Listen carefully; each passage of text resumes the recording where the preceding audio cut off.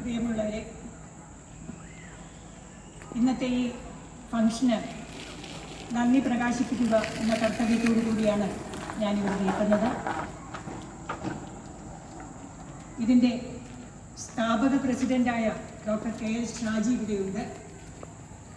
അതുപോലെ തന്നെ അമ്മ എന്ന സ്ഥാപനത്തിന് തുടങ്ങാൻ സ്ഥലമന്വേഷിച്ച് 10-35ഓളം വീടുകൾ അന്വേഷിച്ചപ്പോഴും ഭ്രാന്തന്മാർക്ക് സ്ഥാപനം തുടങ്ങാൻ ഞങ്ങൾ സ്ഥലം തരില്ല എന്ന മറുപടിയാണ് കിട്ടിക്കൊണ്ടിരുന്നത്.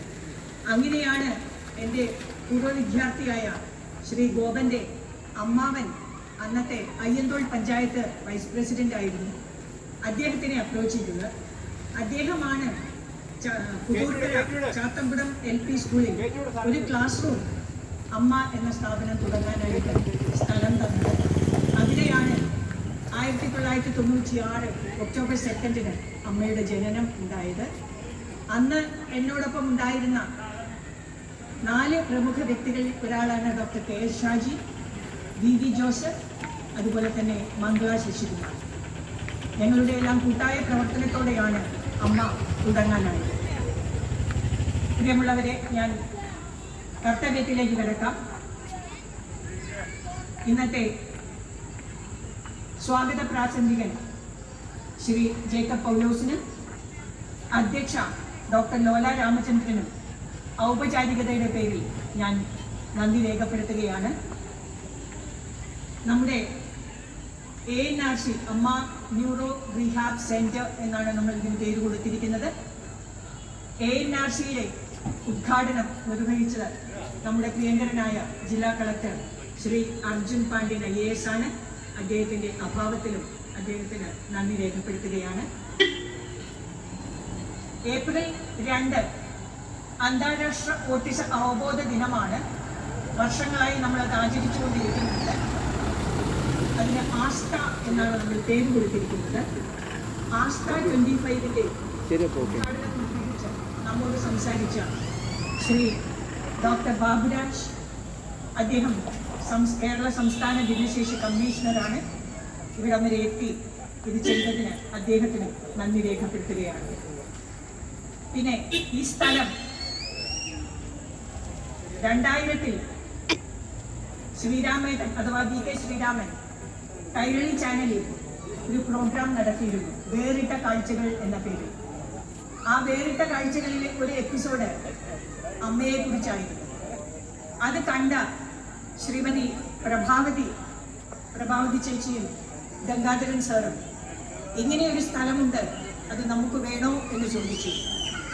വേണം എന്ന് ഞാൻ ധൈര്യത്തോടെ പറഞ്ഞു. കാരണം ഇന്നല്ലെങ്കിൽ നാളെ അവിടെ ഓട്ടിസ ബാധിതരായ കുഞ്ഞുങ്ങൾക്ക് അല്ലെങ്കിൽ ഭിന്നശേഷിക്കാരായ കുഞ്ഞുങ്ങൾക്ക് എന്തെങ്കിലും ചെയ്യാമല്ലോ എന്ന്. ആദ്യം നമ്മൾ ഇത് വിഭാവനം ചെയ്തത് ഒരു കമ്മ്യൂണിറ്റി ലിവിംഗ് പ്രോജക്റ്റായിരുന്നു. കാരണം ഇത്തരത്തിലുള്ള ഒരു കുഞ്ഞുണ്ടായാൽ പലപ്പോഴും അത് അമ്മയുടെ മാത്രം ഉത്തരവാദിത്തമായി മാറുന്ന അവസ്ഥകൾ നേരിട്ട് കണ്ടിട്ടുണ്ട്. അമ്മയും കുഞ്ഞും മാത്രമാകുന്ന അവസ്ഥ. അപ്പൊ അങ്ങനെയുള്ള കുടുംബങ്ങൾക്ക് ഒരു സെക്യൂർഡ് കമ്മ്യൂണിറ്റി ലിവിംഗ് സംവിധാനമാണ് നമ്മൾ ആദ്യം വിഭാവനം ചെയ്തത്. പക്ഷേ അത് പണി തുടങ്ങിയതോടുകൂടി നമ്മുടെ സാമ്പത്തിക ശേഷി തുടരാൻ നമ്മളെ അനുവദിക്കാത്തത് കാരണം അതങ്ങനെയല്ല.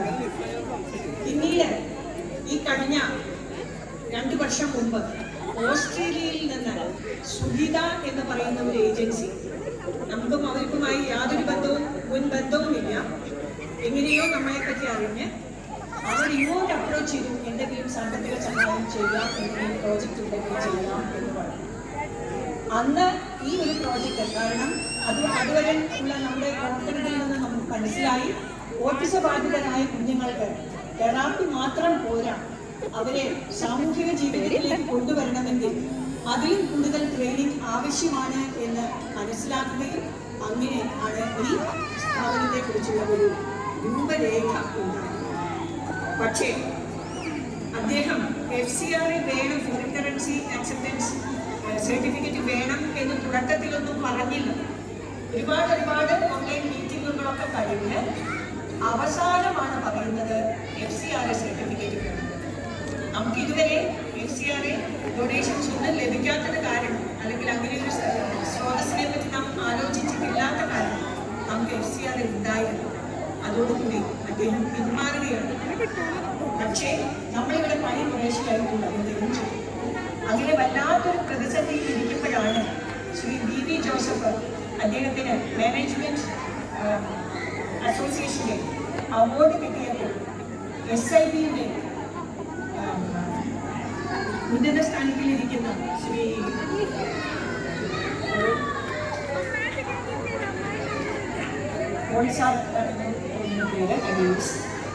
അദ്ദേഹം ശ്രീ VV ജോസഫിന് ഓഫർ ചെയ്ത സാമ്പത്തിക സഹായമാണ് ശ്രീ VV ജോസഫ് അമ്മയിലേക്ക് ഡയറക്റ്റ്.